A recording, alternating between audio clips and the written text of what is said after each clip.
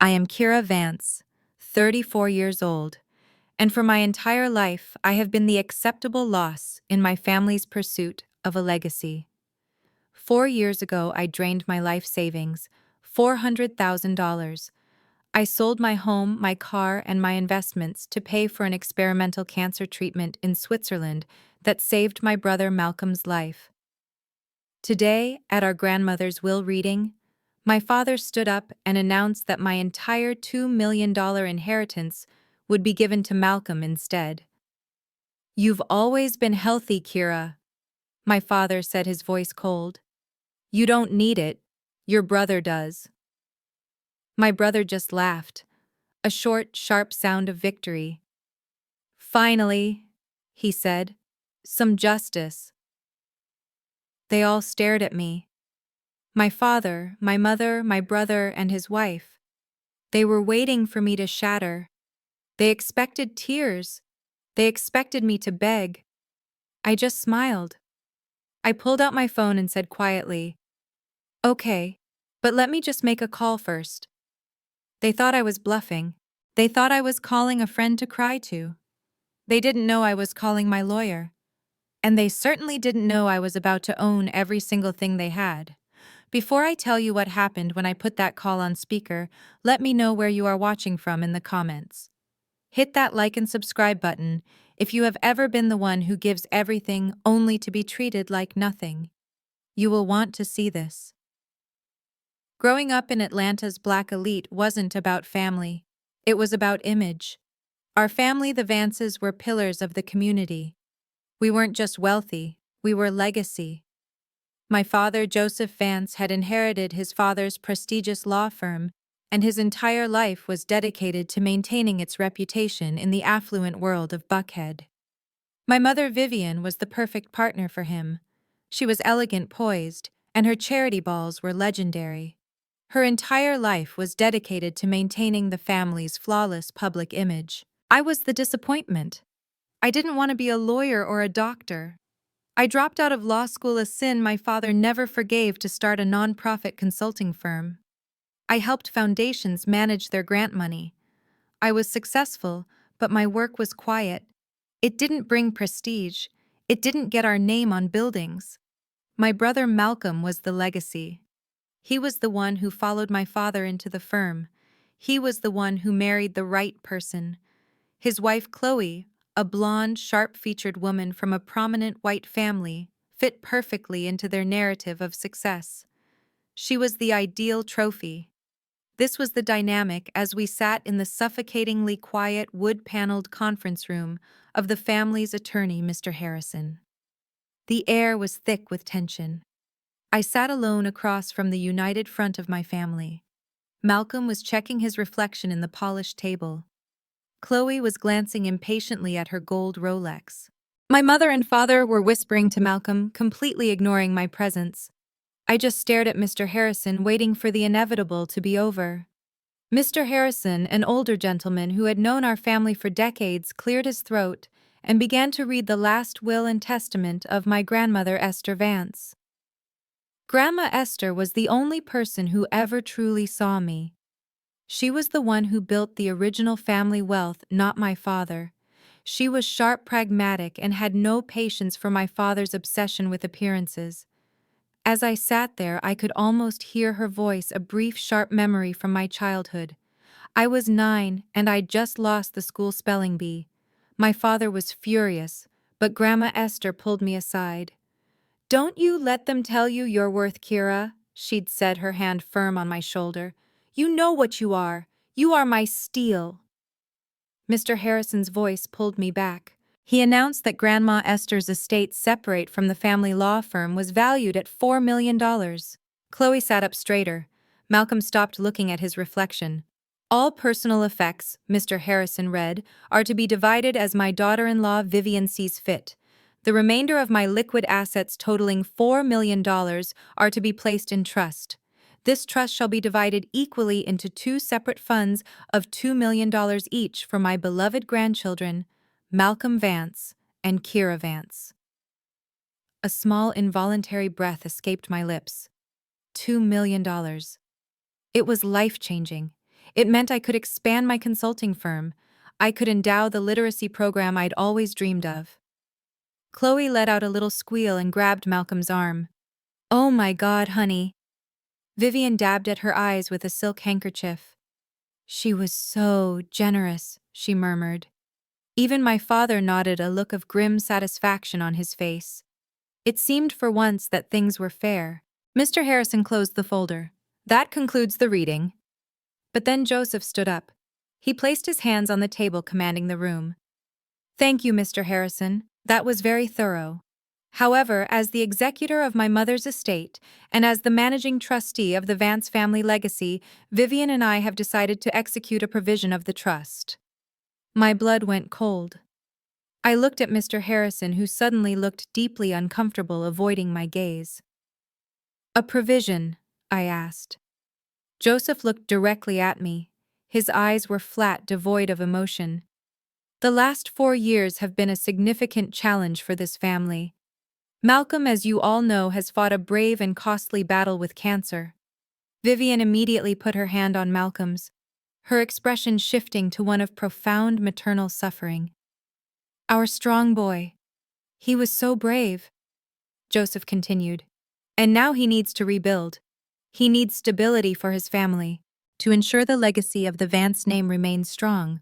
Keira, your $2 million share of the trust will be reallocated." The room stopped. I could hear the ticking of the clock on the wall. "What?" I whispered. "It will be transferred directly into Malcolm's trust," Joseph said, as if discussing a minor stock transaction. "You've always been healthy, Keira. You're single, you have no children. You don't need it. Your brother does." The silence was shattered by Malcolm. He let out a short, sharp laugh. He actually laughed. "Well," he said, leaning back in his chair and adjusting his tie. "Finally some justice." Chloe beamed, patting his arm. "Oh, honey, that's wonderful. We can finally buy that property on Sea Island." My family, my father, my mother, my brother, they all stared at me, waiting. They waited for the explosion. They waited for the tears, the screaming, the accusations. They had spent my entire life labeling me as too emotional, too sensitive and unstable. They were bracing for the show. I just sat there. I felt the blood drain from my face, but I kept my spine straight, just as Grandma Esther had taught me. I looked at my father, who had just stolen $2 million from me. I looked at my brother, who had just laughed at my expense. And I said, very quietly, "Okay." The entire room froze. This was not the reaction they had prepared for. Joseph's smug expression faltered. Vivian looked confused. "Okay." Malcolm repeated, his laugh dying in his throat. "Okay," I said again. "I understand the family's position, but—" I held up one finger. "If you don't mind, I need to make a phone call first." Vivian immediately bristled. "Keira, this is not the time to make a scene. Who are you calling? Don't call your aunt. We will not have this aired out." "Don't be dramatic, Keira," my father commanded. "There's nothing to call about. The decision is final. It's done." I ignored them. I pulled out my phone. "I just want my lawyer to hear this," I said calmly, "to make sure I understand the terms of my reallocation." I turned to Mr. Harrison, the family lawyer, who looked like he wanted to crawl under the table. "You don't mind, do you, Mr. Harrison? As I'm a party to this will." He swallowed hard and shook his head mutely. I dialed a number and put the phone on speakerphone, placing it in the center of the massive table. "Hello, Ben. It's Keira." "Keira." A man's voice, warm and professional, came through the speaker. "You're at the reading. Is everything all right?" "I'm here with them now," I said. "I wanted you to hear this clearly. I'm being recorded, and I'm informing all parties in this room that you are also recording this conversation for my legal protection." Joseph shot to his feet. "How dare you turn that off? This is a private family matter." Vivian suddenly looked terrified. "Keira, stop this. What are you doing?" "I'm just following your advice, Mom," I said. You were just telling me how I need to accept the family's decision. I just want to understand it fully. Then I looked at my mother, her face a mask of false concern. Mom, you said I didn't do anything, that I was just sitting there healthy while Malcolm suffered. Is that right? You said I owed him this. Vivian's eyes darted to Joseph. Well, yes, dear. He's your brother. He was sick. You have to understand. I understand perfectly, I said. I understand that I did do something. The memory hit me then, not as a soft memory, but as a sharp, sterile one. The cold air outside the clinic in Zurich. The Swiss doctor explaining the experimental CAR T-cell therapy, the only option left, and the price tag. $400,000 up front. I remembered the frantic phone call with my parents. The family fund is tied up, Dad had said, his voice strained. We can't access that kind of capital right now, Keira. It would look bad. It would cause a panic with our investors. I remembered his next words, the ones that felt less like a request and more like an order. Keira, you're successful. You have that penthouse in Midtown. You have investments. Malcolm is your brother. The family needs this. I remembered signing the papers, cashing out my 401k, selling my Mercedes, taking a second mortgage on the penthouse I had worked my entire 20s to buy, moving into a tiny cramped studio in Old Fourth Ward so I could afford the interest payments. $400,000. I said, my voice echoing in the silent room. That's what I paid. That was the wire transfer I made from my personal savings account to the clinic in Switzerland. That's what saved his life. I looked at Malcolm. While I was eating instant noodles for dinner so I wouldn't default on my loans, you were recovering in a private suite telling your friends how Dad was sparing no expense. Malcolm's face went pale. What? No, that was family money. Dad said it was from a contingency fund. Chloe, his wife, looked horrified. He's right, Joseph. You told us the firm was handling it. My father slammed his hand on the table. And it was for the family. It was an investment. You're an investment, Malcolm. You're the legacy. You'll take over the firm. The money spent on him was an investment in our future. He then turned his gaze on me, his eyes full of a lifetime of disappointment. Money spent on you, Keira, with your little charity consulting? That's just an expense. It was the cruelest thing he had ever said, and he said it in front of everyone. I took a deep, steadying breath. I looked at the phone. Thank you, Dad, I said, my voice shaking just a little, not with sadness but with rage. That's perfectly clear. Ben, did you get all that? The room was utterly silent. Then Ben's voice came through the speaker, no longer warm but sharp as steel. Loud and clear, Keira. The recorded testimony from Mr. and Mrs. Vance regarding their admission of intent is logged. My father and mother froze. Recorded testimony, Vivian whispered. Yes, Mrs. Vance. Ben's voice continued. Mr. Joseph Vance, Mrs. Vivian Vance. As counsel for Keira Vance, I am officially informing you that by diverting her trust fund, you have just publicly and willfully defaulted on your $400,000 personal loan. And you have activated the secondary collateral clause. Malcolm looked completely lost. What loan? What collateral? What is he talking about? My family had no idea what I had done. They had no idea what I'd become in the years I was away from them. I didn't just drop out of law school. I finished. At night. On my own. And the trap I set 4 years ago was about to finally spring shut. Mr. Harrison, the family lawyer, adjusted his glasses. He looked uncomfortable, as if he knew the document in his hands was a loaded weapon. And now, he said, his voice dry in the quiet room, we move to the primary assets of the estate of Esther Vance. I watched my mother Vivian subtly check her makeup in a compact mirror. My brother Malcolm leaned forward, his expensive Tom Ford suit shifting. His wife Chloe was practically vibrating with anticipation next to him. After all personal effects are distributed, Mr. Harrison read, My liquid estate valued at $4 million is to be placed in trust. 4 million. I saw Chloe's eyes widen, her hand instinctively going to the Rolex on her wrist. This trust, Mr.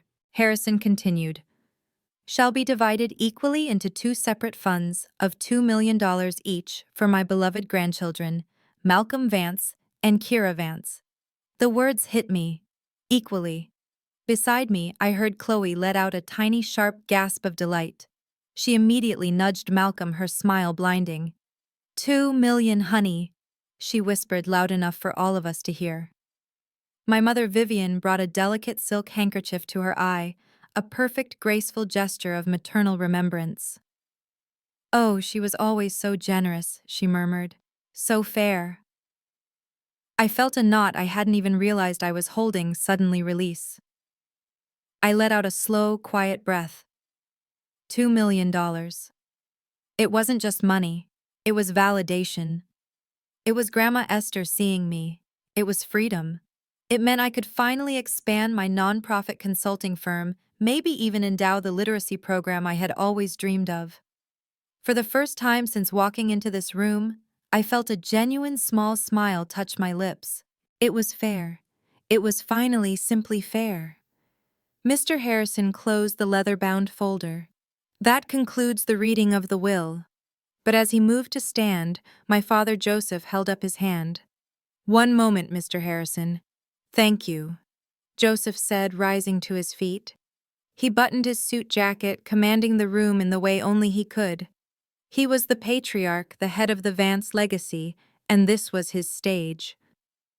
I appreciate you handling this, Mr. Harrison. He began, his voice smooth and authoritative. However, as the executor of my mother's estate, and as the managing trustee of the Vance Family Legacy Fund, Vivian and I have decided to execute a provision, an adjustment, if you will, for the good of the family legacy. The room went utterly still. Chloe's smile froze. Vivian's handkerchief paused halfway to her face. I looked at Mr. Harrison. He was suddenly fascinated by a spot on his desk, refusing to meet my eyes. He knew. He knew this was coming. An adjustment, Dad? I asked, the words feeling thick in my mouth. Joseph turned his full attention to me. His eyes were cold. It was the same look he gave me when I told him I was dropping out of law school, the look of utter disappointment, of disgust.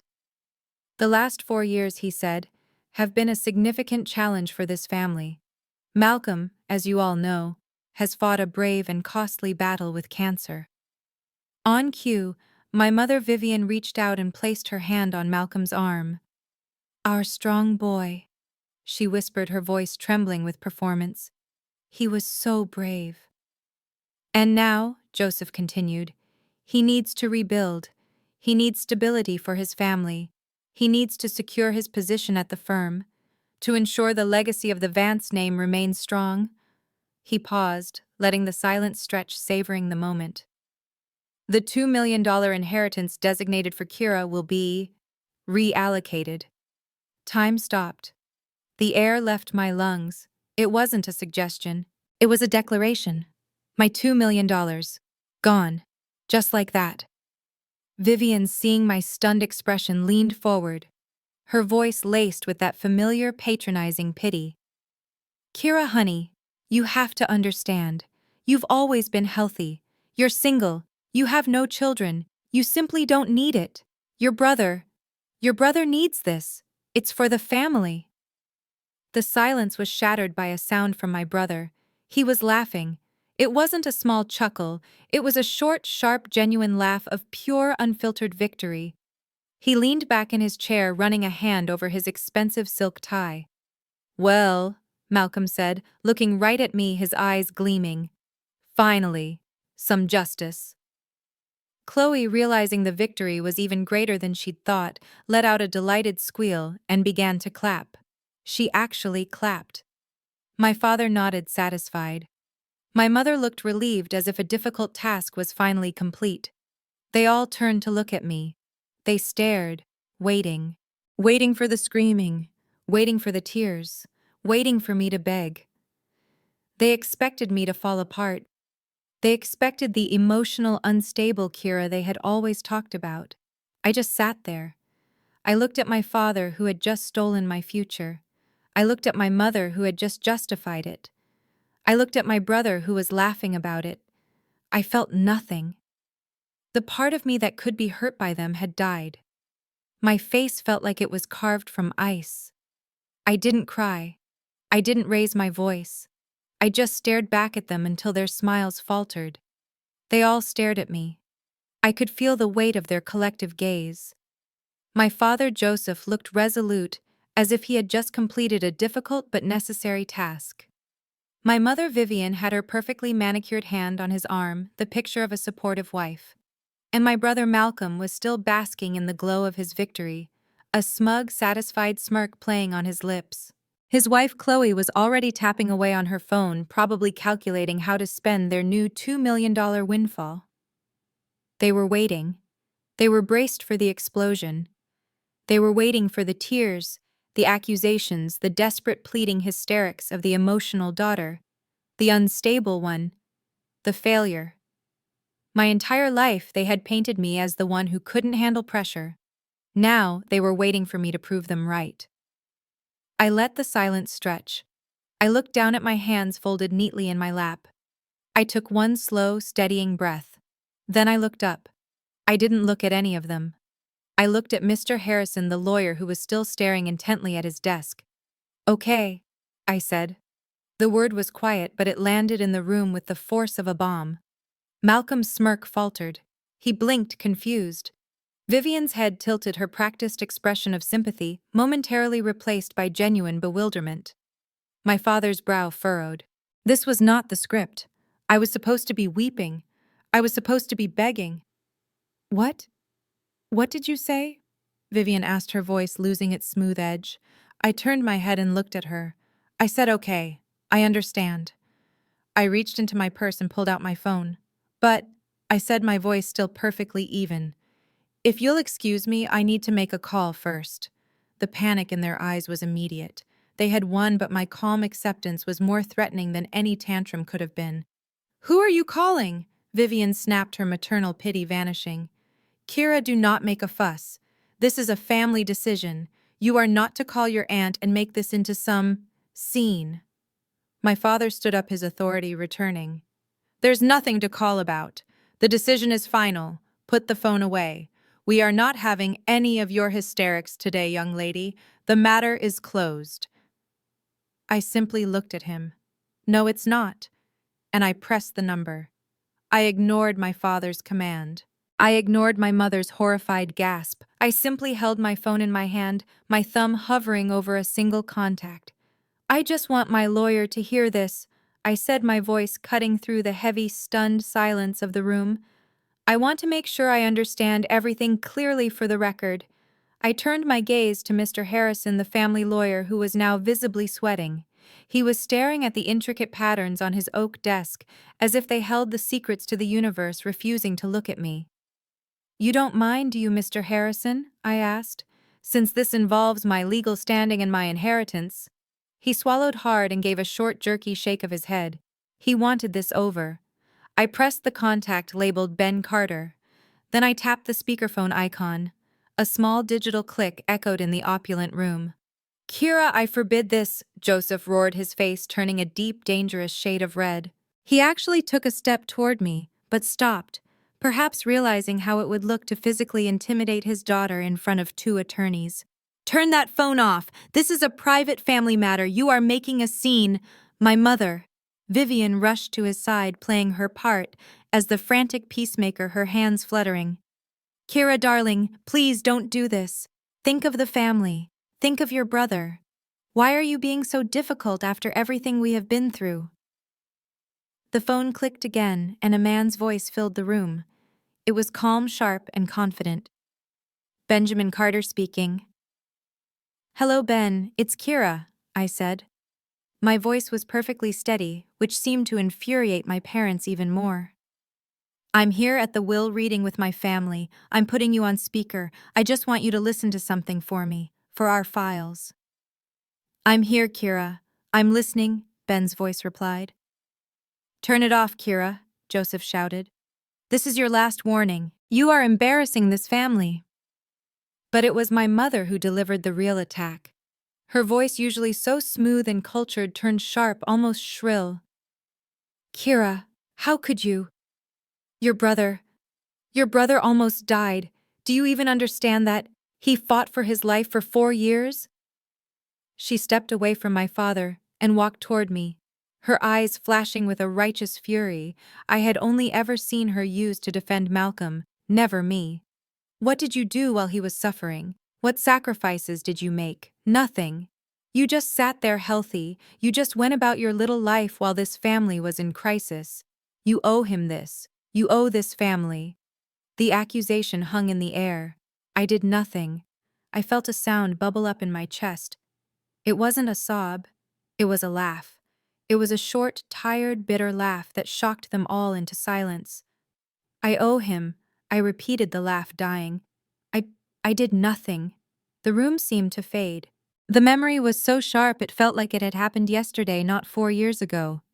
It wasn't this plush law office. It was the sterile white lobby of a bank in Midtown. I was 30 years old. I was signing the last page of a second mortgage application, leveraging my penthouse apartment, the one thing I had bought and paid for entirely on my own, the one thing my father couldn't touch. I saw myself handing the keys to my Mercedes to a used car dealer, the look of pity on his face. I saw myself packing boxes in my beautiful high-rise apartment, the skyline I loved disappearing, as I taped the last box, the one marked Studio, Old Fourth Ward. My vision cleared. I was back in the conference room. My family was staring at me as if I had finally truly lost my mind. "Ben, are you still there?" I asked the phone. "I'm here, Keira." His voice was steady.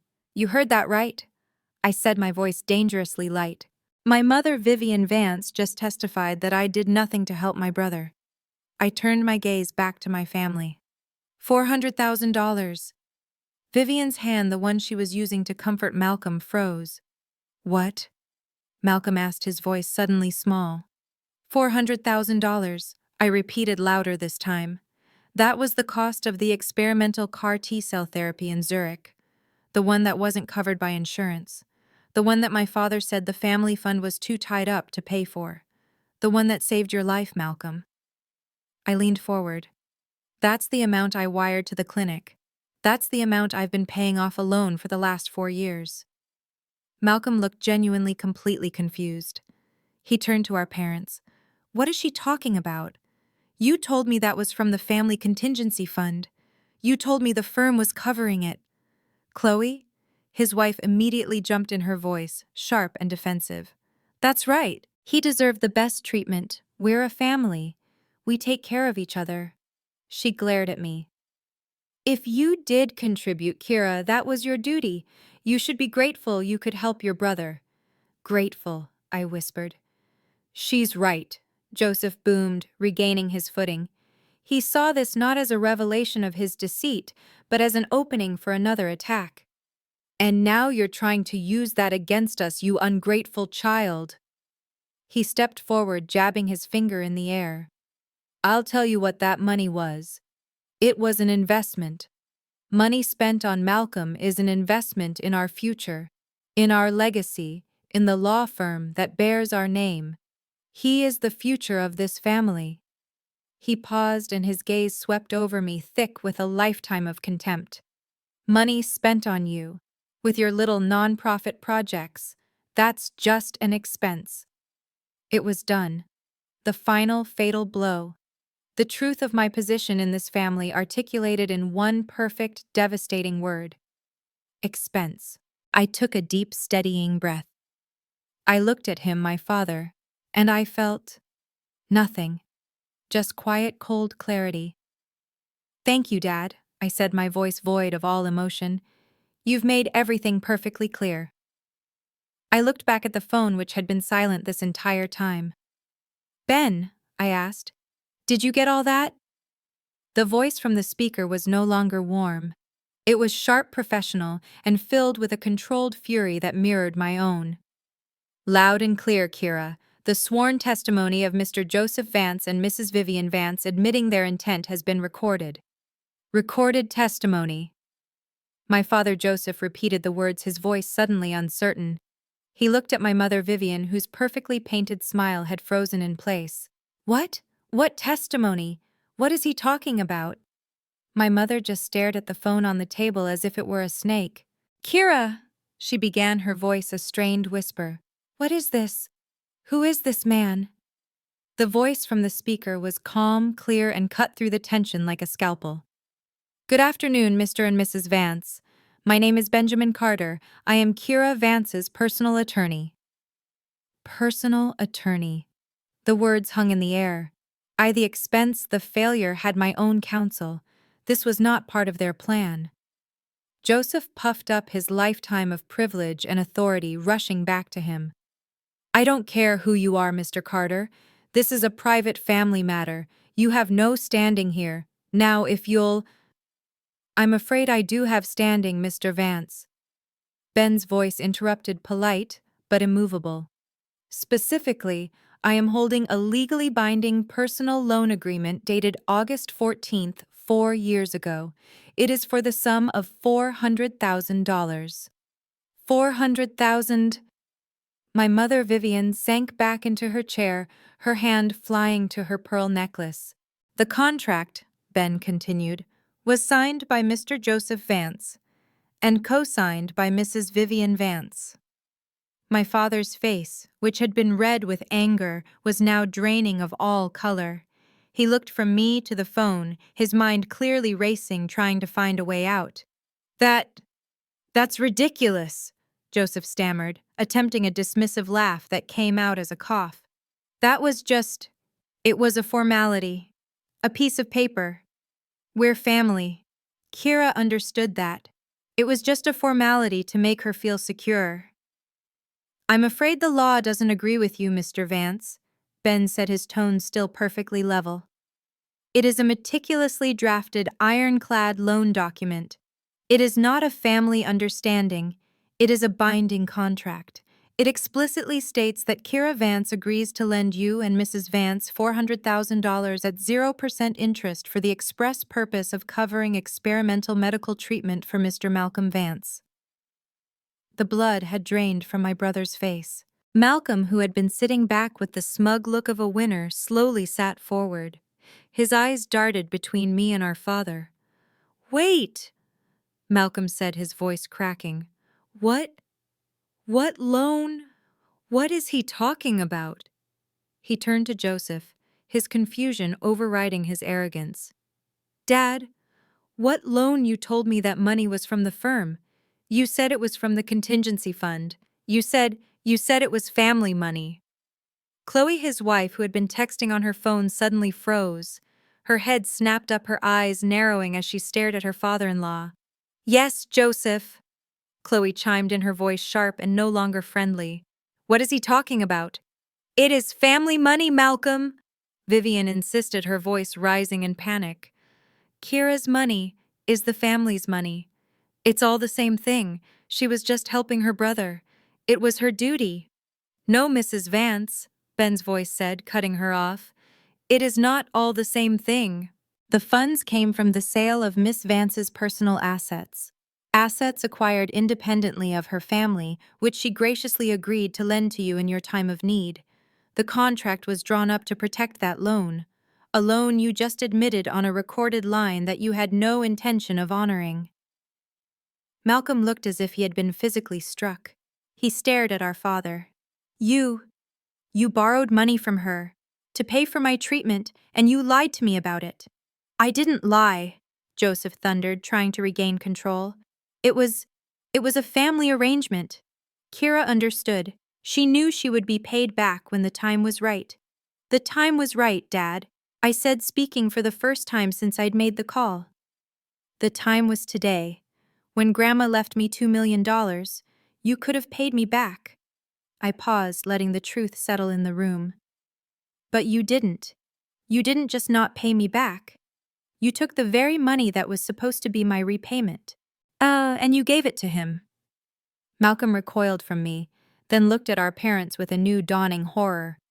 Is that true? You used her inheritance as collateral and then tried to give it to me. It's more specific than that, Mr. Malcolm Vance, Ben's voice said from the phone. The contract didn't just use her inheritance as collateral, it specifically stipulated how it was to be repaid. I just crossed my arms and watched. I finally understood what Grandma Esther meant. You know what you are. I was the steel. And steel doesn't bend. It breaks what's thrown against it. Ben's voice continued from the speakerphone, calm and precise. Mr. Vance, if you'll refer to the copy of the contract I just emailed to Mr. Harrison, you will see Clause 8A, the repayment terms. The contract stipulates that the $400,000 loan will be repaid in full immediately upon the execution of the will of Mrs. Esther Vance. The funds were to be drawn from either your and Mrs. Vance's portion of the inheritance, or from Miss Keira Vance's portion. Chloe's head snapped toward my father. Her perfectly applied makeup couldn't hide the sudden ugly realization dawning on her face. Wait, she said, her voice dropping an octave. What does that mean? The inheritance was the collateral, precis of Mrs. Vance, Ben's voice said. The entire $4 million estate was listed as the primary collateral for the loan. And if you'll now look at Clause 8.c, the default clause. It states, and I quote, should Miss Keira Vance's designated share of said inheritance be obstructed, withheld, or in any way redirected without her express written consent, the loan will be considered an immediate willful default. Ben paused, letting the words sink in. Mr. and Mrs. Vance, he said, his voice dropping to a courtroom-level seriousness. When you stood up 10 minutes ago and publicly reallocated your daughter's $2 million trust fund, you and you alone officially breached the contract. My brother Malcolm looked like he was going to be sick. He stared at our parents, his face pale and clammy. You didn't, he whispered, his voice trembling. You told me it was handled. You told me it was family money. You used her inheritance as collateral. But it was Chloe who finally exploded. She shot to her feet, her chair scraping violently against the floor. Joseph, she shrieked, all pretense of polished blonde civility gone.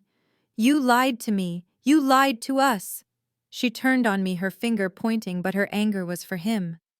You, she said to me. You were supposed to be the charity case. The failed daughter Joseph told us. He told us you willingly paid for Malcolm's treatment because you owed this family. He said you were grateful. Chloe, darling, please. My mother, Vivian, started reaching for her. This is just a misunderstanding. A misunderstanding. Chloe's laugh was a high, terrible sound. You people. You told me I was marrying into a legacy, an empire. You stood there and let my family pay for our entire wedding because you said your funds were tied up in investments. You let me. You made me look down on her. She gestured at me. When all along she was the one bankrolling you. That's not true, Joseph roared, finding his voice. The Vance firm we had a temporary cash flow problem. You mean a bankruptcy problem? I said quietly. They all froze. They turned to me. The room was so quiet I could hear the air conditioning. What did you say? Malcolm asked. I repeated, uncrossing my arms and leaning forward. You mean a bankruptcy problem, don't you? Dad, Joseph's face was a mask of pure fury. You don't know what you're talking about. Oh, I do, I said, my voice as calm as Ben's. I didn't just drop out of law school, Dad. I left because I did the one thing you never taught Malcolm to do. I did the math. I looked at Malcolm, then at Chloe. He wasn't lying when he said the firm was handling it. The firm was and has been handling its own slow-motion collapse for 5 years. The Vance legacy is a house of cards. You lying? Joseph started. Am I cut him off. Let's see. You lost the Reynolds account 3 years ago. That was 40% of your revenue. You've been sued twice for malpractice settling out of court, which your insurance barely covered. You've been taking out high-interest bridge loans just to make payroll for the last 18 months. I turned to my mother. And you, Mom, your charity balls. They haven't been raising money. They've been costing money. You've been using them as a front to maintain your social status, hemorrhaging cash you didn't have. Vivian looked as if I had slapped her. How do you know this? My father whispered. I'm a nonprofit consultant, I said simply. My entire job is risk management and financial oversight for foundations. I know how to read a balance sheet. I know how to find public filings. I know a sinking ship when I see one. You didn't need $400,000 for Malcolm's treatment. The insurance covered 80% of that. You needed it to stop the bank from foreclosing on the firm. I looked at my brother. They used your cancer.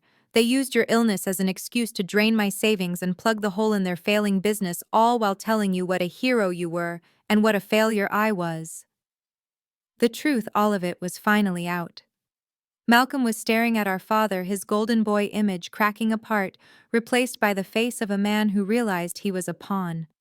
Chloe was looking at her husband and then at me, her mind clearly calculating her next move. My mother was crying, but not for me. She was crying for her social status, for her reputation, for the beautiful lie they had all been living. And my father just stared at me, his eyes filled with a lifetime of rage and a new terrible burning hatred. You. He seethed the word, a venomous hiss. You. The room imploded. Malcolm lunged toward our father, his face purple with a rage I had never seen. You lied to me, he screamed, his voice cracking. All this time. You told me I was the legacy. You told me she didn't matter. Chloe, his wife, was a different kind of storm. She wasn't yelling. Her voice was low and shaking with a fury that was almost reptilian. She had her phone out, her thumb flying, already texting someone, probably her own lawyer. You used us, Joseph, Chloe hissed, her eyes locked on my father. You used my husband's cancer to commit fraud against your own daughter. It wasn't fraud, Joseph bellowed, backed against the wall by his favorite son. It was a family decision. It was necessary. Necessary for what? Malcolm shouted. To save your failing firm. You told me the firm was booming. You told me I was the future. What future, Dad? The future of a bankrupt, disgraced company built on her money. He pointed at me, but he wasn't angry at me anymore. He was horrified. He had built his entire identity on being the successful chosen son, only to find out he was just a cover story. He was the why, but I was the how. My mother Vivian tried to intervene, rushing to Malcolm's side, trying to grab his arm. Darling, please. You're misunderstanding. Your father did what he had to do to protect the Vance name. To protect you. Malcolm shook her off violently. Protect me. You used me. You let me sit here and laugh in her face. You let me call her a failure, while she was the one paying for the roof over our heads. Do you have any idea how this makes me look? Who cares how you look? Chloe snapped, finally looking up from her phone. We need to know what this contract means. Joseph, Vivian. You signed a loan. You put up the inheritance as collateral. My father, for the first time in his life, looked trapped. He was cornered by the two people he had spent his entire life protecting and promoting. He had no allies left. It was temporary. Joseph stammered, his authority gone, replaced by the weak bluster of a man caught in a lie. Keira understood. She knew it was for the family. I knew no such thing, I said, my voice cutting through their chaos. They all stopped and looked at me. I was still sitting calmly, my hands folded. I knew. I said that you were desperate. I knew you would lie. And I knew that when the time came, you would throw me to the wolves to save yourselves. I just needed to be sure. Now I am. Before my father could formulate another lie, Ben's voice came back through the speaker, as calm and cold as a winter morning. Excuse me for interrupting this family arrangement, he said, the professional sarcasm dripping from his words. But there is one final matter to address. The room went silent again. Mr. and Mrs. Vance, Ben said, we have established that you borrowed $400,000 from Miss Vance 4 years ago. We have established via your own recorded testimony today that you willfully violated the terms of repayment by diverting the primary collateral. He paused. Because you have chosen to default on this loan clause 14.c of the contract is now as of this moment in full effect. Clause 14.c. Vivian whispered, her hand trembling as she reached for her pearl necklace. What does that mean? It's the penalty clause, Mrs. Vance. Ben's voice was devoid of emotion. It states that in the event of a willful default, the 0% interest rate is voided. Joseph's eyes widened. He finally understood. The contract stipulates, Ben continued, that the loan will immediately begin accruing interest retroactively from the date of inception. Specifically, a penalty interest rate of 20% compounded annually for the past 4 years. Chloe, who was quick with numbers, was already doing the math on her phone. Her face went white. Ben saved her the trouble. The original principal of $400,000, plus 4 years of compounded penalty interest, brings the total amount due immediately to $832,480. $832,000. The number just hung there. Vivian made a small gasping sound like a fish pulled from water. She looked at Joseph, her eyes wide with terror. Joseph, 800,000. We don't have that. We don't have any of that. She turned her panicked gaze to the phone. Mr. Carter, you know we don't have that. Keira knows we don't. The firm, the house, everything is leveraged. We can't pay it. Joseph didn't speak. He was just staring at me, his face ashen. He knew what was coming. He had signed the paper. He knew the trap he had walked into. We know, Ben's voice said almost gently. We were fully aware of your financial insolvency when the contract was drafted 4 years ago. Then what? Vivian cried. You can't get blood from a stone. We're bankrupt. You'll get nothing. That's where you're wrong, Mrs. Vance, Ben said. That is precisely why the contract included a secondary collateral asset. A what? A fail-safe. Ben's voice was clinical. An asset pledged by you and Mr. Vance to be transferred automatically and immediately to Miss Keira Vance in the event of a default where the monetary sum could not be paid within 24 hours. An asset that, by my watch, you have just officially forfeited. Malcolm and Chloe looked back and forth, completely lost. What asset? Malcolm demanded. What secondary asset? The firm, it's worthless. My father finally spoke, his voice a dead, empty whisper. He knew exactly what he had signed. He knew what he had bet, and what he had just lost. No, Joseph whispered, shaking his head. No, not that.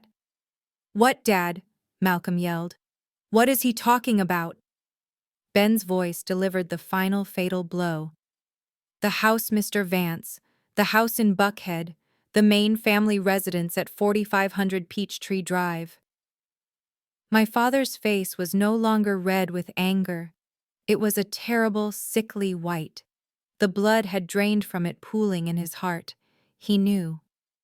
In that moment, he remembered the document he had signed 4 years ago, the one he'd dismissed as a formality. He looked at me, his eyes wide with a terror I had never seen in him. No, he whispered, shaking his head not at me but at his own memory. No, Keira, you didn't. Not that. I finally smiled. It wasn't a happy smile. It was cold, sharp, and it had been 4 long years in the making. You know, Dad. I said, my voice quiet, but it cut through the room like a razor. You were right about one thing all those years ago. Law school wasn't for me. At least not your kind of law.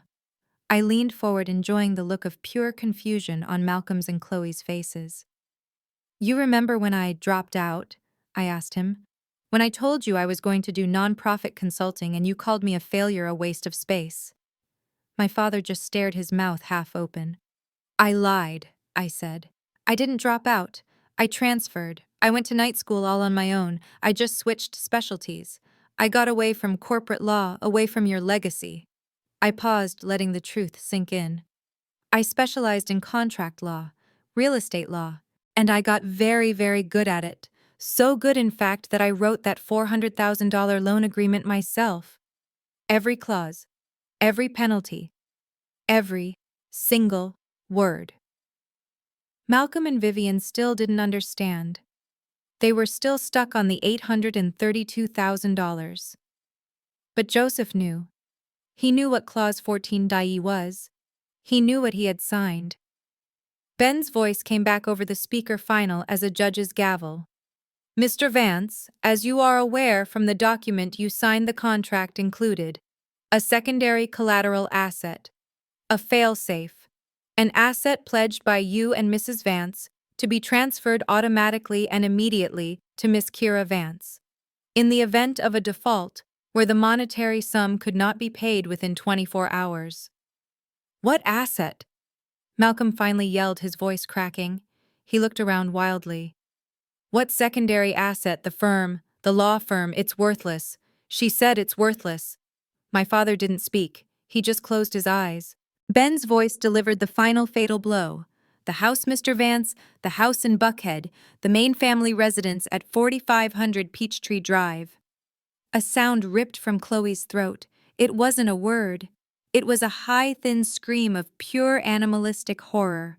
Her dream house, her status, her entire identity gone in a single sentence. Malcolm just stood there, his mouth open, his eyes blank. He looked completely and utterly broken. My mother Vivian physically collapsed into her chair. Her hands covered her face, her body shaking in violent, silent sobs. Ben's voice was relentless. It was the voice of pure, cold law. With your verbal admission recorded of being unable to pay the $832,480, and with your recorded testimony of willfully violating the contract by redirecting the primary collateral, as of this moment, Keira Vance is the sole legal owner of the property at 4500 Peachtree Drive. The room was dead. The only sound was my mother's weeping. My father looked like a statue, a monument to his own arrogance. Then Ben's voice came through the speaker one last time, directed only at me. Miss Vance, he asked, as the new owner, what are your instructions? Would you like me to begin eviction proceedings for Mr. and Mrs. Vance and their guests? This was it, the moment of power. I looked at them, my family, the people who had called me an expense, the people who had laughed at my pain, the people who had just tried to steal $2 million from me. Their arrogance was gone. Their pride was shattered. All that was left was the raw, ugly terror of people who were about to lose everything. I leaned toward the phone. My voice was low, steady, and cold as ice. Proceed with the eviction, Ben. Immediately. I didn't wait for a response. I didn't need one. I stood up from the massive conference table. The sound of my chair sliding back on the polished hardwood floor was the only sound in the dead cold room. I smoothed the front of my simple cashmere sweater, my hands perfectly steady. I looked at the three people I used to call my family. My father Joseph looked like a hollow shell of the powerful man he'd been an hour ago. His face was gray, his mouth slightly open in disbelief. My mother Vivian was hyperventilating, her perfectly manicured hands clutched to her pearl necklace, her eyes wide and unseeing. And my brother Malcolm. He just sat there staring at the speakerphone on the table, his world, his entire identity as the golden boy, completely shattered. I turned my back on them and walked out of the conference room. The heavy door clicked shut behind me, muffling the sound of my mother's first true animalistic sob. Waiting in the marble hallway was Benjamin Carter, Ben, my lawyer. He was 35 sharp and exuded a calm competence that was the antithesis of my family's chaotic drama. He wasn't just my lawyer. He was my partner in this. He held my briefcase, and when he saw me, he didn't smile in triumph. He just nodded, a simple, respectful acknowledgement of what had just happened. "It's done," I said. "It's done," he agreed. We were about to walk toward the elevators when the conference room door burst open behind us.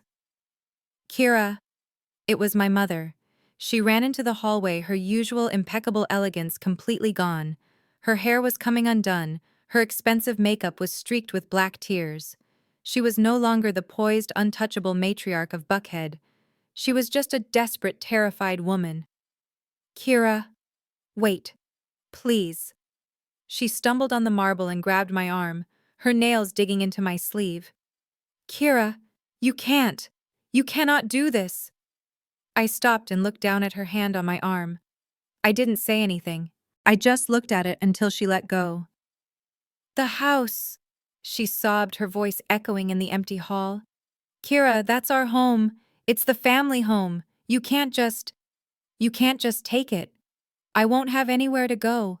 Your father and I, will be, will be homeless." Her appeal to home and family was pathetic. This was the same woman who just 30 minutes ago had defended her husband's right to steal my inheritance.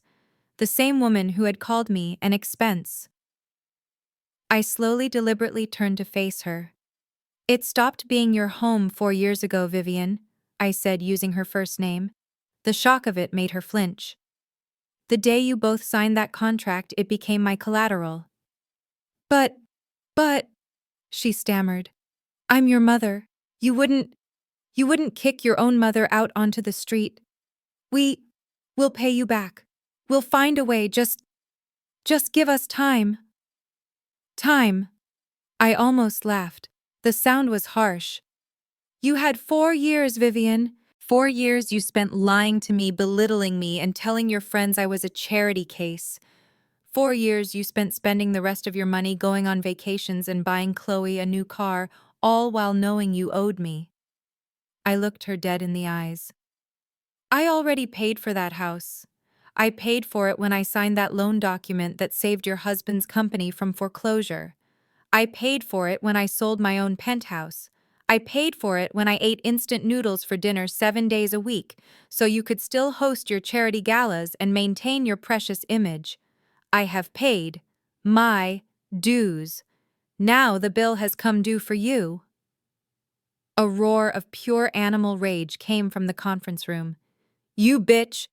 Malcolm came flying out of the room, his face twisted. His golden boy mask was completely gone, replaced by the ugly, spoiled entitlement I had known my entire life. He didn't just look angry, he looked robbed. He lunged at me, his hands reaching for my throat. "You set us up! You trapped us! You did this!" I didn't even have time to flinch. Ben moved so fast I barely saw it. He intercepted Malcolm mid-lunge, grabbing the front of his expensive suit jacket with one hand and slamming him hard against the marble wall. Malcolm's head hit the wall with a sickening thud. "Don't touch my client!" Ben's voice was low and infinitely more dangerous than my father's bluster. Malcolm, stunned by the sudden, efficient violence, just panted against the wall, his eyes wild with disbelief. "That's assault!" my father yelled, finally emerging from the room. He looked terrified. We'll have you disbarred." Ben actually laughed. A short, sharp sound. "That's rich coming from you, Joseph. I just saved my client from your son, who assaulted her in front of 2 witnesses. And—" he pointed up a security camera. "You're done. Your threats are as empty as your bank accounts." He released Malcolm, who slid down the wall slightly, straightening his tie with shaking hands. I looked at my brother, the man who had laughed when he thought he had stolen my future. "I didn't trap you, Malcolm," I said, and my voice was the calmest one in the hallway. "I didn't set you up." I turned to look at all 3 of them, my father, my mother, my brother, huddled together like defeated, angry children. "I just knew you. I knew exactly who you are. I knew you were greedy. I knew you were selfish. I knew you would lie and cheat and steal to protect yourselves.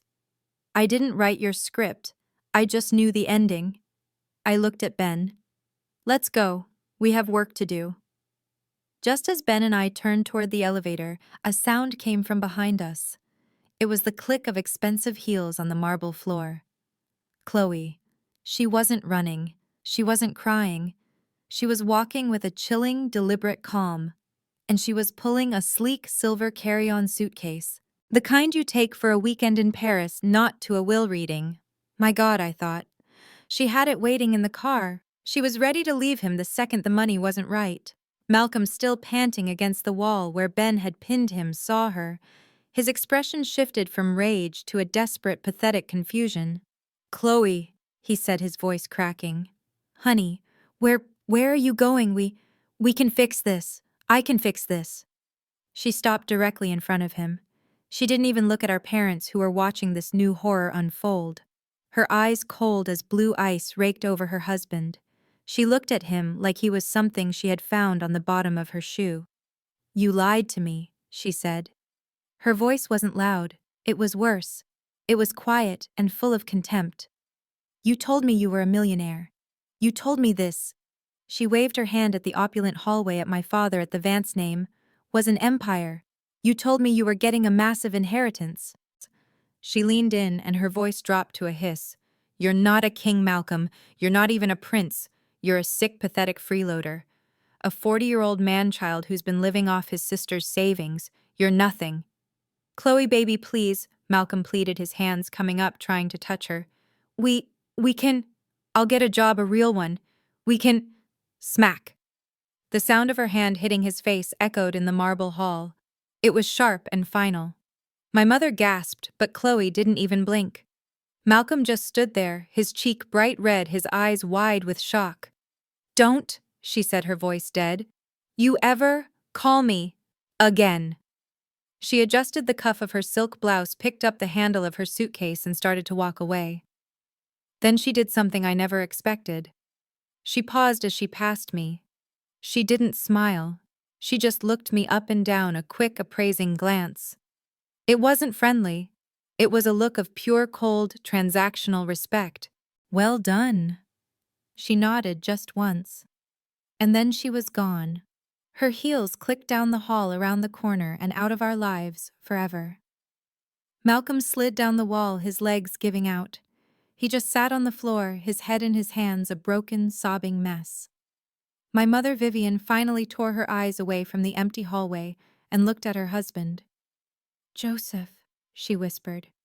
Joseph, what? What do we do? My father. Joseph didn't answer. He had backed himself against the far wall. He was clutching his chest, his breathing shallow. His face was a waxy gray color. He looked old. He looked small. Daughter. He wheezed, his eyes finding mine. It was the first time in my life he had called me that without a command attached. It was a plea. Daughter, he said again, his voice trembling. You wouldn't, would you? You wouldn't throw your own parents, your own mother, out onto the street where we're your family. This is your home. I walked slowly toward him. I stopped just out of his reach. Ben stood silently, powerfully at my shoulder. My home, I asked. You're right, it is. I looked at him, at this man whose approval I had chased my entire life, the man who had called me an expense just an hour ago. You threw me out of this family a long time ago, Dad, I said, and my voice was calm. It was the calm of the deep ocean. You threw me out when you refused to pay for my college. You threw me out when you dismissed my career. You threw me out when you celebrated him. I motioned to the sobbing wreck of my brother, for doing nothing, and shamed me for doing everything. I leaned in, just as Chloe had done to Malcolm. You said I was an expense, a cost. You said money spent on me was wasted. I paused, letting him feel the weight of his own words. Well, now you can see exactly what that expense truly costs. He closed his eyes. He had no answer. There was nothing left to say. I turned to Ben. Send them the notice, I said. 24 hours. Have the marshals ready. Keira? No! My mother shrieked, lunging for me. Ben stepped between us, a solid wall. I wouldn't do that, Mrs. Vance. As of now, you are trespassing. I didn't look back again. I walked with Ben toward the elevator. The doors opened. We stepped inside. As the doors slid shut, the last thing I saw was the perfect Vance family, broken and defeated in the cold marble hallway of a building that was no longer theirs. The legacy was over. And mine was just beginning. The next morning, the Atlanta sun rose over the pristine lawns of Buckhead, but it brought no warmth to the house on Peachtree Drive. A generic white moving truck was parked awkwardly on the circular driveway, its ramp lowered to the manicured slate path. It looked cheap and out of place against the backdrop of the stately million-dollar brick home. I stood on the lawn a safe distance away with Ben Carter at my side. I held a cup of coffee. I had slept for 8 hours in a hotel room, and it was the most peaceful sleep I'd had in a decade. The front door of my house opened. My father, Joseph, emerged first. He wasn't wearing one of his tailored suits. He was in rumpled golf pants and a polo shirt, his face gray and stubbled. He was carrying a box of his own books, struggling with the weight. He didn't look like a patriarch. He just looked like an old, tired man. He was followed by my mother, Vivian. Her hair, usually perfectly styled, was pulled back in a messy bun. She wore sweatpants. I had never seen my mother in sweatpants.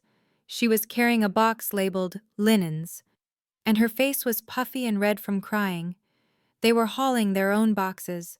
The movers I hired were only authorized to move my new furniture in after the premises were vacated. Ben and I just watched. We didn't speak. We were just observers. Where is he? I asked quietly, not taking my eyes off the house. Ben checked his phone. Malcolm. His lawyer called my office this morning. He's at a friend's house. He claims he's too emotionally distraught to participate in the move. I let out that short, cold laugh again. Of course he is, I said. He's 36 years old. He helped set the fire, and then he's too distraught to deal with the smoke. Even now, in their final hour of humiliation, my parents were the ones carrying the boxes. Malcolm, the golden boy, the legacy, was nowhere to be found. He was as he had always been, absent for the consequences. My father loaded his box into the back of his leased Lexus. He saw us watching, but he didn't say a word. He just turned and went back inside, his shoulders slumped. But my mother saw me. She saw me standing there, calm, holding my coffee. She saw Ben standing next to me in his sharp-pressed suit, holding a clipboard. She dropped the box she was carrying. It wasn't china. It sounded like blankets. They spilled out onto the damp grass. "You!" she screamed. Her voice wasn't the smooth, honeyed tone of a society hostess. It was a raw, ugly shriek that tore through the quiet morning air. She stormed across the lawn, her hands clenched at her sides. "You did this!"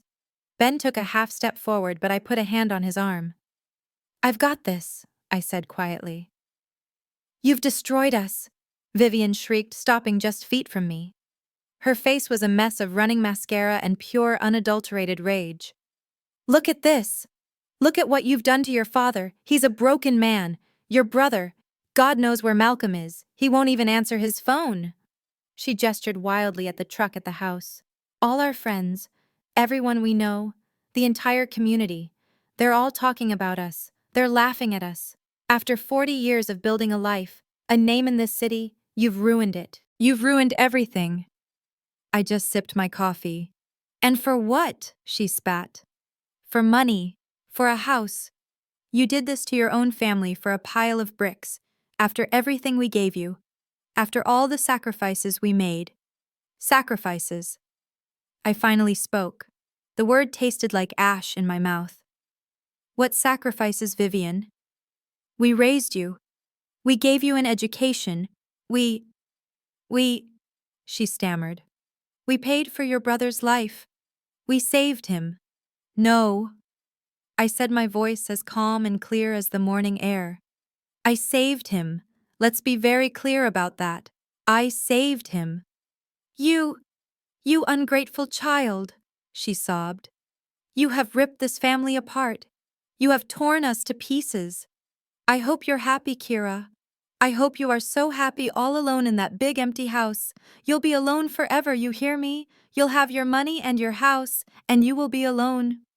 I let her words hang in the air. I let the neighbors, who were no doubt peering through their blinds, hear every single desperate accusation. Then I took a step toward her. I didn't destroy this family, Vivian, I said, and my voice was so quiet she had to stop crying to hear me. This family was already destroyed. It was destroyed a long time ago. It was destroyed every time you praised Malcolm for breathing and criticized me for achieving. It was destroyed every time you took his side, covered his debts, and told me to be more understanding. I took another step. It was destroyed when you used your son's cancer as a cover story to save your husband's failing company. It was destroyed when you lied to me and lied to him about where that money was coming from. It was destroyed when you stood in that office yesterday and laughed when my inheritance was stolen. She was backing away from me now, her eyes wide. You're wrong, Mom. I didn't destroy this family. I just turned on the lights. I looked past her at the beautiful house, my house. The rot was already there. The lies, the favoritism, the entitlement. The rot was you and Dad and Malcolm valuing your image more than your own daughter. I didn't set the fire. I just stopped letting you all pretend the house wasn't already burning. My mother Vivian just stood there, her hands hanging limply at her sides, her face a mask of shocked, ugly sobs. The rage was gone, replaced by a hollow void. My father Joseph, who had gone back inside, reappeared in the doorway. He was carrying another box, this one overflowing with his personal office awards and framed photos. He walked slowly, his feet shuffling on the slate path. He looked 20 years older than he had yesterday. He reached the truck, but his arms were shaking. The box slipped from his grasp. It didn't shatter, but the sound of the heavy cardboard thudding onto the driveway was one of finality. His awards spilled onto the concrete. He didn't bend to pick them up. He just stood there, breathing heavily, staring at the meaningless trophies. He finally looked up at me. His eyes were bloodshot and, for the first time in my life, completely defeated. "What else do you want, Keira?" he asked, his voice a dry, broken rattle. "What? What else could you possibly take from us? The money, you got it. The house, you've got that too." He let out a sound that was almost a laugh, but it was hollow and bitter. "You want respect, is that it? You want me to say it?" He took a step toward me, his hands limp. "You win. You won. You're smarter than I am. You're better at this than I ever was. You beat me." He looked at the house, my house, and then back at me. "Is that what you wanted to hear? Are we done now?" I watched him. This powerful man, this patriarch, who had dictated my worth my entire life, now looked like a ghost. And I felt nothing. Not pity, not triumph, just a great sad emptiness. "I didn't want to win, Dad," I said, and my voice was soft. It wasn't the voice of a victor. It was just the voice of his daughter. "I just wanted to be treated fairly. I just wanted you to love me as much as you loved him. I just wanted to be seen." This was the one thing he couldn't face. He could understand a corporate takeover. He could understand a financial loss. He could not understand this raw emotional truth. He looked away, his jaw working, completely unable to answer. He would rather have been sued for $10 million than have this one simple conversation. I looked at him, at my mother, who was now watching us, her sobs quieted by confusion. "I'm giving you both $2 million, I said. They both stared at me. Vivian's head snapped up, her mouth falling open. "What?" Joseph just looked lost. What did you say?" "I'm giving you $2 million, I repeated just as calmly. "It's Malcolm's share, the share Grandma Esther left for him. I'm not keeping it." Hope, desperate and pathetic, flooded my mother's face. "Oh, Keira, Keira, honey, you mean it. Oh God, you see. Joseph, she does love us. She's forgiving us. She started to step toward me, her arms reaching out. No, I said, and my voice was so sharp it stopped her cold. Don't move. It's not forgiveness. And it's not a gift. It's a severance package. And it comes with conditions. My conditions. Ben stepped forward holding a new document I had prepared with him last night. I'm not giving the money to you, I said to my parents. I'm putting it in a new separate trust, a trust that I control. Malcolm will not have access to a single dollar of it. It will be used for one purpose and one purpose only. I looked at Joseph. Condition 1. Malcolm checks into a 12-month inpatient gambling rehabilitation program, the one I've already researched in Arizona. The trust will pay the facility directly. Not him, not you. A year, Vivian whispered. He can't. He can, I said. Condition 2. He must complete the entire program. If he leaves early, the trust is dissolved, and the remaining funds are donated to the National Center for Problem Gambling. He gets nothing. I turned to my parents. And condition 3. You, both of you, will attend mandatory weekly family therapy sessions with a therapist I have selected. The trust will pay for that too. Vivian looked horrified. You're still giving us the money. I'm not like you. I said the words heavy with a lifetime of meaning. I will not let my family be homeless. I will not let my brother destroy himself completely, even if he deserves it.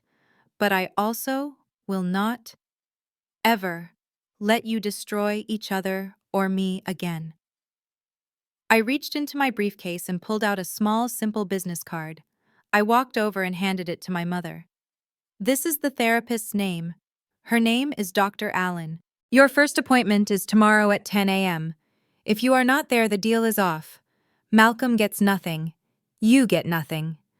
My mother just stared at the card as if it was a foreign object. This, I said, is your first step. This is how you can start to fix the mess you made. I turned and looked at the beautiful brick house, my house gleaming in the morning light. It was a symbol of my entire childhood, a place of privilege and pain, a place I had been desperate to earn my keep in. As for this, I said, gesturing to the house, I'm selling it, this week. What? Joseph finally spoke, his voice hoarse. But it's the Vance legacy. It's a building, I said. It's an asset, and it's mine. I don't want it. I don't need it. I looked at them one last time, my parents standing beside a pile of their belongings on the driveway, their legacy. I'm done with your version of family, I said. I'm going to go build my own. 6 months later. The scene is not a cold marble hallway or a silent wood-paneled office. It's a small, chaotic, brightly lit community legal center in downtown Atlanta. The walls are covered in flyers for tenants' rights and immigration clinics. Phones are ringing. People are waiting on mismatched chairs. The air is filled with the hum of work, real work. In a crowded conference room, Keira stands at the front. She is 34, but she looks younger than she did at the will reading. The tension is gone from her face. She is dressed in smart, simple trousers and a silk blouse. She is relaxed, happy, and absolutely magnetic. She is speaking to a group of about 20 law students. A diverse group of young, eager faces, mostly black and brown, all listening with rapt attention. Leaning against the back wall is Ben Carter, her lawyer. He's not in his corporate suit today, just slacks and a button-down, his sleeves rolled up. He is watching her not with the protective gaze of an attorney, but with a smile of pure, unadulterated pride. They are very clearly a couple. My father. Keira is saying, her voice warm and engaging. My father used to talk about legacy all the time. It was his favorite word. But to him, legacy was a building. It was a name on a letterhead. It was something passed down, something you keep. She smiles a knowing, almost sad smile.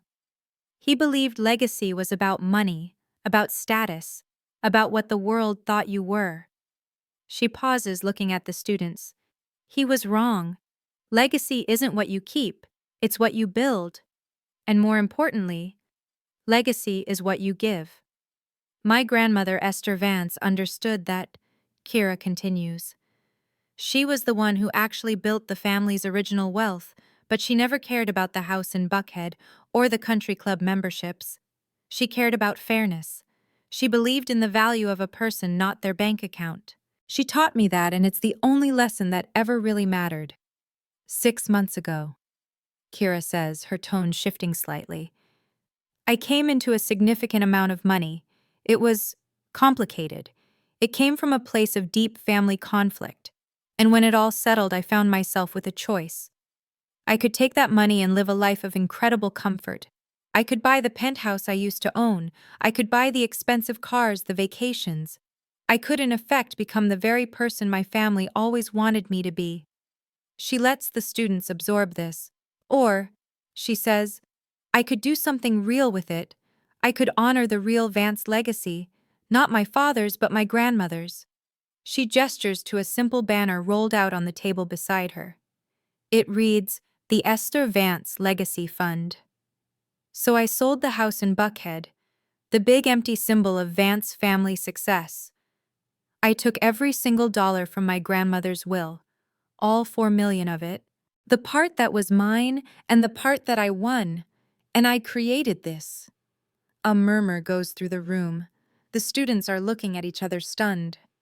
Starting this year, Keira says, her voice bright with emotion, the Esther Vance Legacy Fund will provide full 4-year last dollar tuition scholarships for 5 graduating law students from this community. The students gasp. One young woman in the front row covers her mouth, her eyes flooding with tears. 5 of you, Keira says, her gaze sweeping the room. But there is one condition. It's not about your GPA. It's not about what law review you're on. It's not about who you know. She smiles, that cold, sharp smile, the one from the lawyer's office, but this time it's full of light.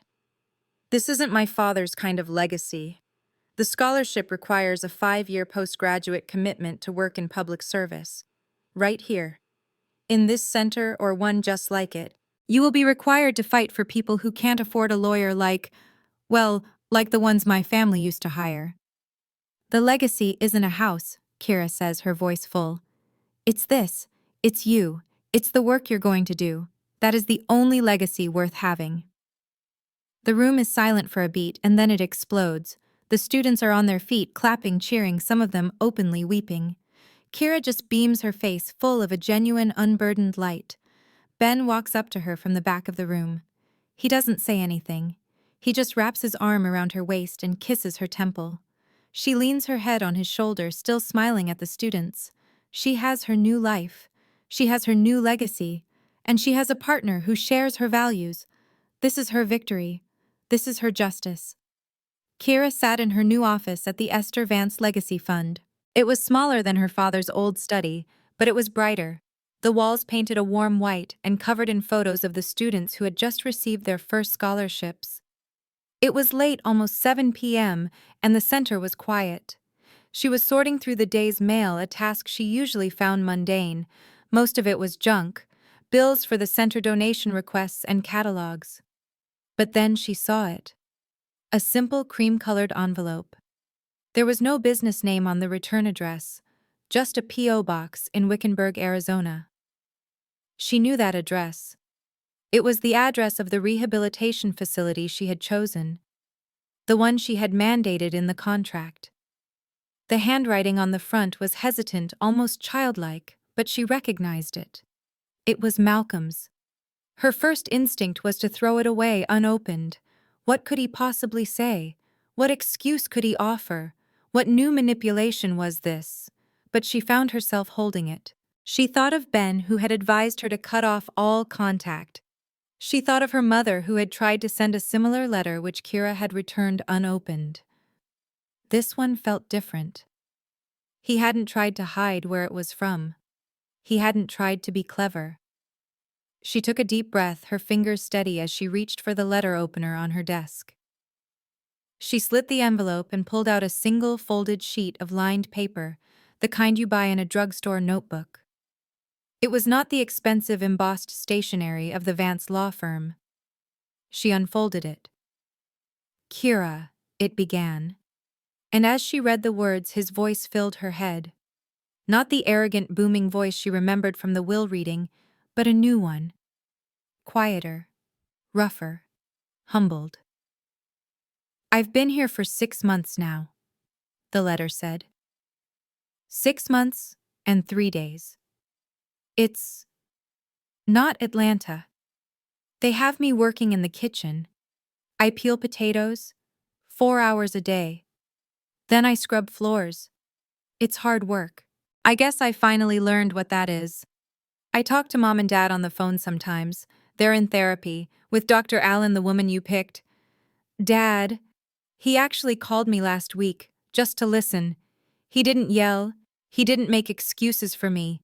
He didn't blame you. He just listened. He said he's starting to understand. He said he's starting to see all the things he refused to see before. I think he's really trying. Mom is too. She cries a lot. Keira paused, reading that line again. He's really trying. A part of her, a small wounded part, felt a flicker of something, but she pushed it down and kept reading. "I'm not writing this to ask you to forgive me," Malcolm's voiceover continued. "I know I can't ask for that. I know I don't deserve it, not after what I did, what we all did. I sit in group therapy, and I listen to people talk about their rock bottom, and all I can think about is that day in the lawyer's office. I've had a lot of time to think here, about that day, about Grandma, about our entire lives, and I just wanted to say, you were right. You were right about everything. You were right about the money. You were right about the firm. You were right about Dad, and you were right about me. I spent my whole life thinking I was the strong one, the legacy, the golden boy, but I wasn't. I was the weakest of all. I just took everything they gave me and called it success. I never built anything. I never earned anything. You were the strong one, Keira. You always were. You built a whole life from nothing while we were all busy telling you that you were nothing. You took every hit they threw at you and you just kept going. I don't know how you did it. I see it now. I see all of it. You deserve everything you have. You deserve the house. You deserve the money. You deserve to be free of us. I just wanted you to know that I see it. I'm sorry, Keira. I am truly deeply sorry. Not because I got caught. Not because I lost everything. I'm sorry because I was wrong. I don't know when I'll be out of here. This isn't a quick fix. But I hope you're happy. You've earned it. Malcolm. Keira finished the letter. She read the last page twice. Her face was still. There were no tears. She didn't feel anger. She didn't feel pity. She didn't even feel forgiveness. She just felt quiet. She folded the letter slowly, precisely along its original creases. She slid it back into the simple cream-colored envelope. She didn't tear it up. She didn't save it in a special box or file it with her legal documents. She simply placed it on the corner of her desk in a pile of mail to be dealt with later. She took a sip of her now cold coffee and looked out the window. The lights of Atlanta were just beginning to glitter against the dusk. She had a scholarship application to review and a meeting with Ben in an hour. She picked up her pen and went back to work. She did not reply. 6 months later. The Atlanta sun was setting, painting the sky in violent streaks of orange and violet. It was a beautiful, dramatic end to the day. Here on the 40th floor balcony of my new penthouse, the city was a glittering tapestry below. The sound of traffic was a distant, muted hum. This place was glass and steel and light, the exact opposite of the dark, heavy, wood-paneled mansion I had just sold. I had bought this apartment with my own money from my own company. It had nothing to do with the inheritance. It was clean. Ben Carter stood beside me, his arm resting lightly around my waist. He had loosened his tie, his suit jacket off after a long day at his own firm. We stood in a comfortable, earned silence watching the day end. He was the first to speak, his voice thoughtful. "So," he said, looking out at the skyline, "do you think you'll ever contact him again?" He didn't need to say the name. Malcolm. The letter he had sent from the rehabilitation facility in Arizona was still sitting on my desk, inside, filed neatly under pending. I had read it once, then put it away.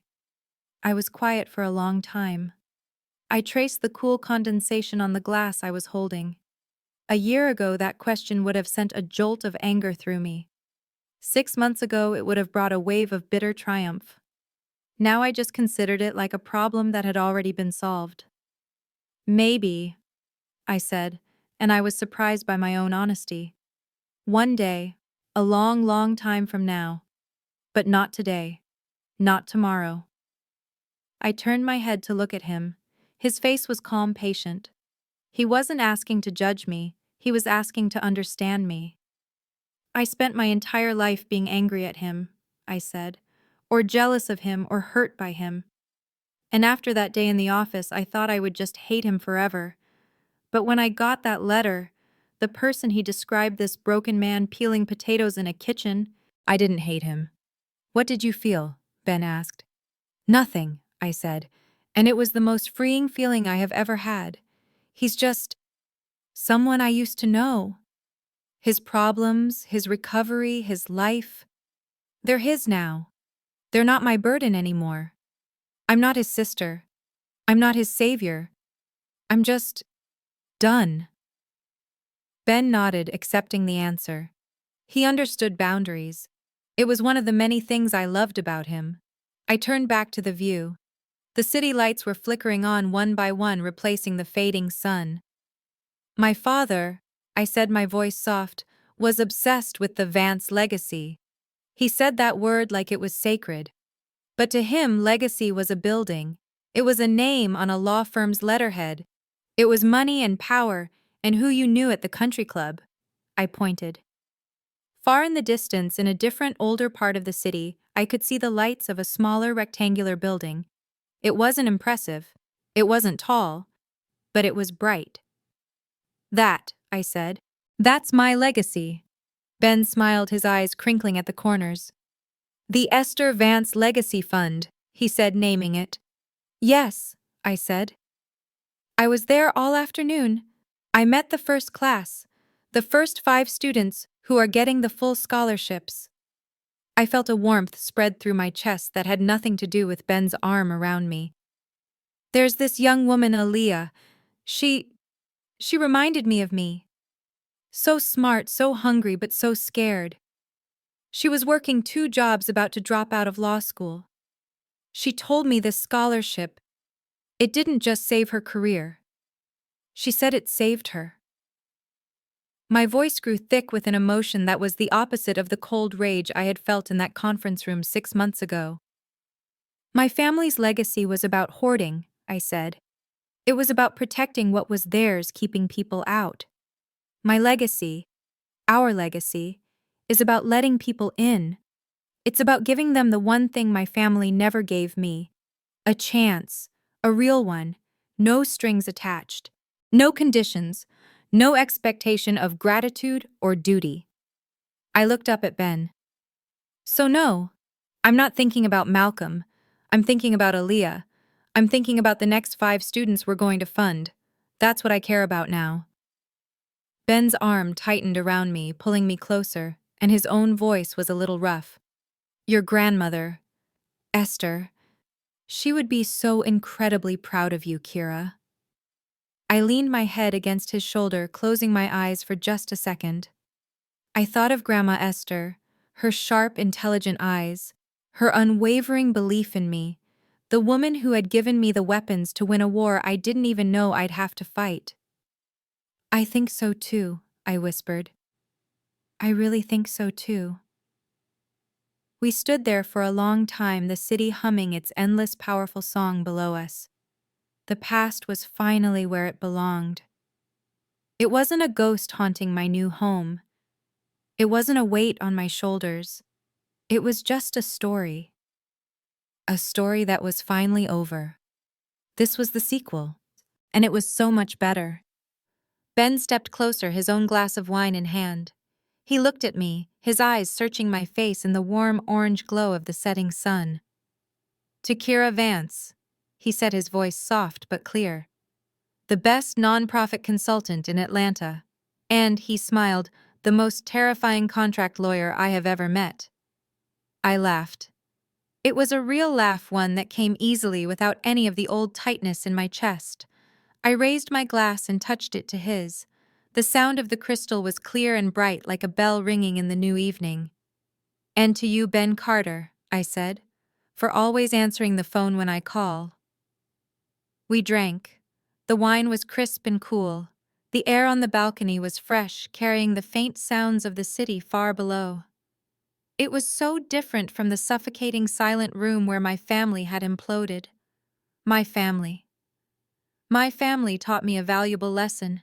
A lesson that cost me $400,000 and a lifetime of pain, but a lesson that was in the end worth it. They taught me that conditional love, the kind of love you have to earn every single day, the kind that can be taken away in a moment. That kind of love will always leave you bankrupt. They spent their entire lives obsessed with a word: legacy. The Vance legacy. I looked out at the glittering skyline of Atlanta. All those lights, all those people, all that life. To them, legacy was a prison. It was a word they used to justify cruelty, to demand conformity, to excuse their own failures. They thought legacy was something you kept, something you locked away in a trust fund or displayed like a trophy in a big empty house in Buckhead. They thought it was the name on a failing law firm's door. They thought it was about blood and status and what the world thought you were. They were wrong. They spent their whole lives protecting an image.